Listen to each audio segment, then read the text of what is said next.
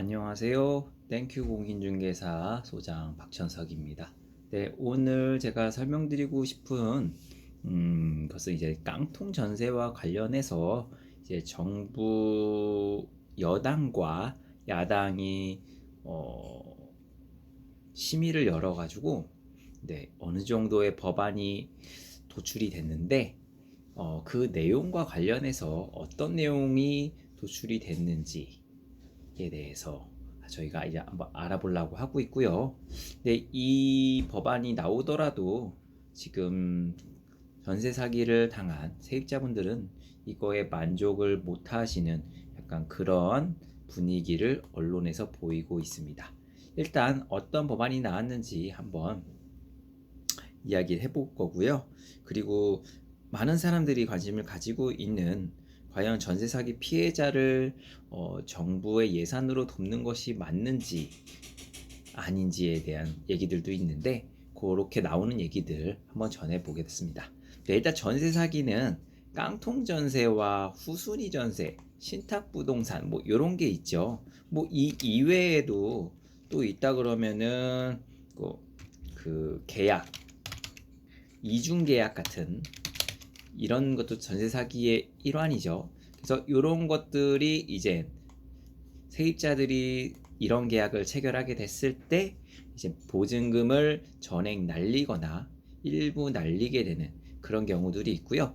대부분의 이제 전세 사기가 이제 깡통 전세와 후순위 전세가 상당히 많은 것 같습니다. 깡통 전세는 세입자분들이 그 전세를 들어갔을 때의 그 시세가 본인이 분명히 1억의 전세를 들어갔을 때 그 집값은 1억 2천이었는데 전세를 살고 1년, 2년 정도 지나니까 그 1억 2천 했던 집이 한 8천만 원으로 떨어져서 역전세로 되는 깡통 전세가 있고요.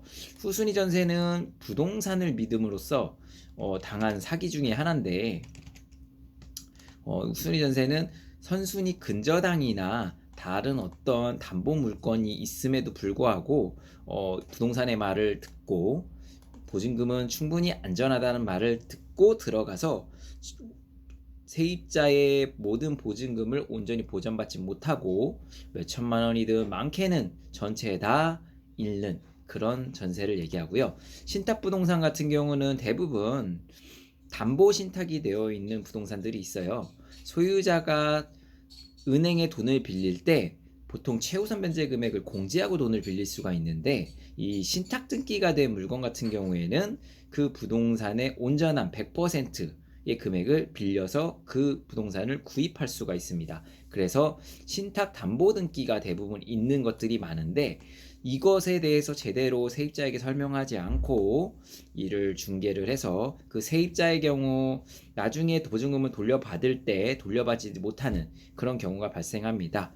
왜냐하면 신탁 등기가 된 물건 같은 경우에는 신탁 원부에 그 임대인이 그 신탁된 부동산을 임대할 수 있는지 없는지의 권한 여부가 나와 있는데 대부분 그런 권한을 임대인에게 주지 않습니다만 세입자는 그런 거를 전달받지 못해서 사기를 당하는 경우라고 볼 수 있습니다. 이중계약은 말 그대로 임대인이 하나의 물건을 여러 명에게 계약을 하고 그 보증금을 편취해서 도망가는 요런 사기가 있죠.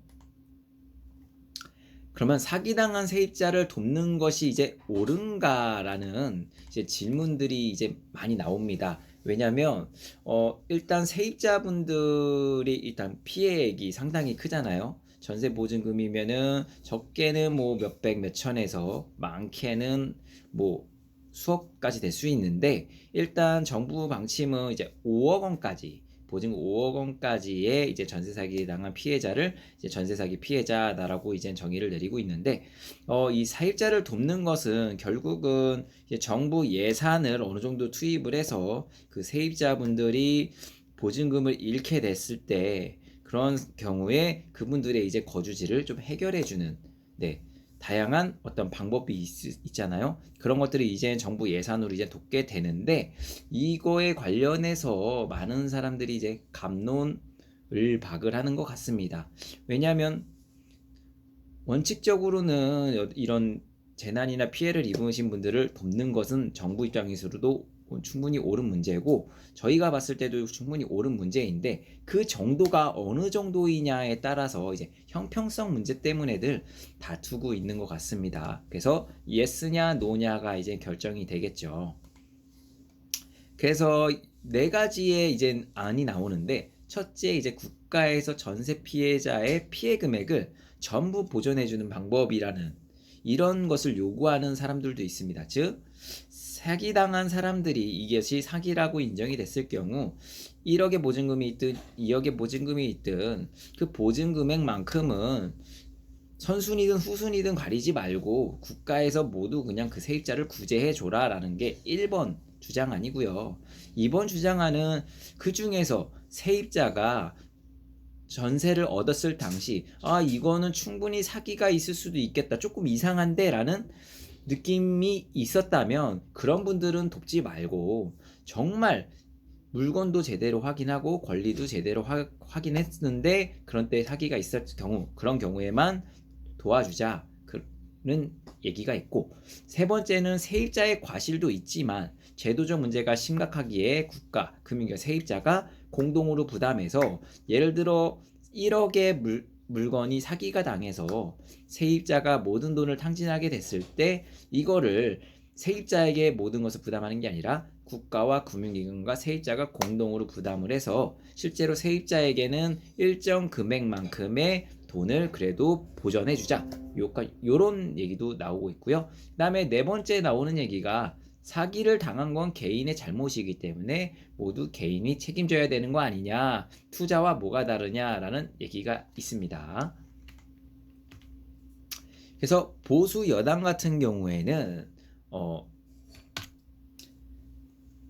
현재 그 세입자의 과실도 있지만 제도적 문제가 심각하기에 국가, 금융기관, 세입자가 공동으로 부담을 하고 국가에서 조금 더 나서서 세입자의 어떤 어려움을 최소화시킬 수 있는 방안을 마련하는 것 같고요. 그다음에 이제 야당의 경우에는 국가에서 전세 피해자의 피해 금액을 보전해 줘야 된다라고 이야기를 하고 있습니다. 즉 이게 1, 2, 3, 4가 있을 때 과연 어떤 게 옳은지에 대해서는 모든 국민의 생각이 다 다를 것 같습니다만 일반적으로 사람들이 이제 바라보는 시선으로 봤을 때는 3번 정도가 좀 우세하다고 보고는 있는데 지금 분위기상은 그런데 일단은 세입자분들이 어느 정도 단계를 요구하는지에 대해서는 정확하게 알 수는 없지만 아마 제 생각으로는 세입자분들이 1이거나 또는 2를 요구하지 않을까라고 추측은 해보고 있습니다.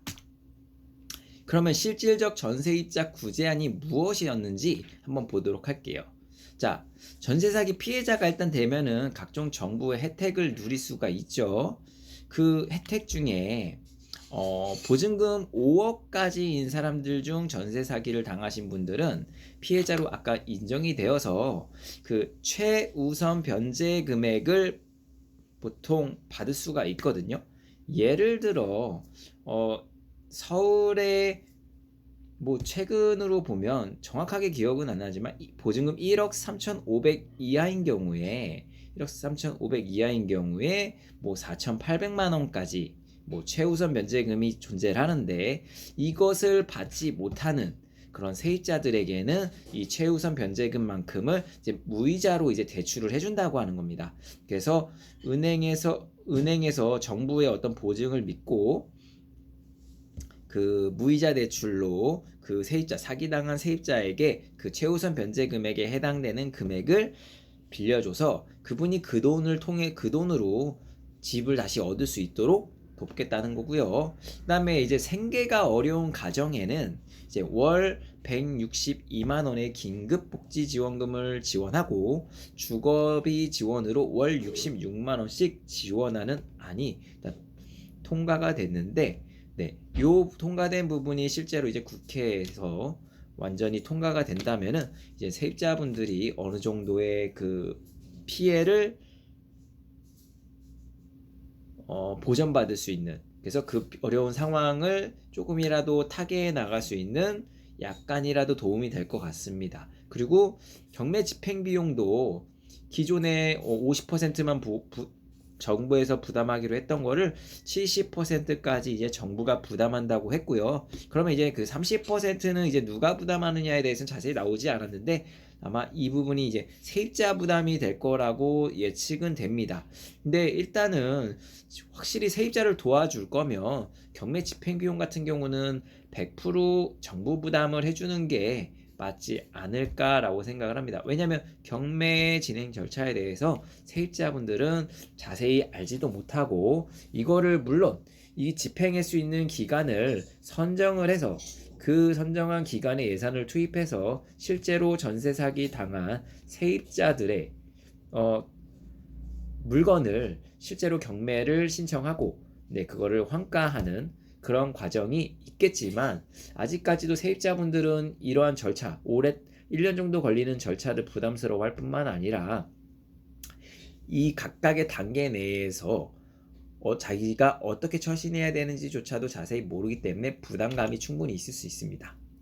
그러면 이렇게 경매가 진행이 되면 세입자는 그 물건을 직접 살 수도 있게 하고 또는 그 물건을 사고 싶지 않을 경우에는 세입자가 LH에 요청하여서 LH가 그 물건을 구입을 하고 그 물건에 세입자로 다시 들어갈 수 있는 방안도 나왔습니다. 하지만 이 법안 같은 경우에는 그렇게 큰 실익이 없을 거라고 생각이 든다는 이야기가 굉장히 많습니다. 그 이유로는 이 집에 대해 정이 일단 떨어졌을 거고요. 세입자가 그 물건에 대해서 정이 떨어졌을 거고 그게 첫 번째고, 두 번째는 이 세입자가 다른 곳으로 이사를 가야 되는 상황일 확률이 굉장히 높습니다.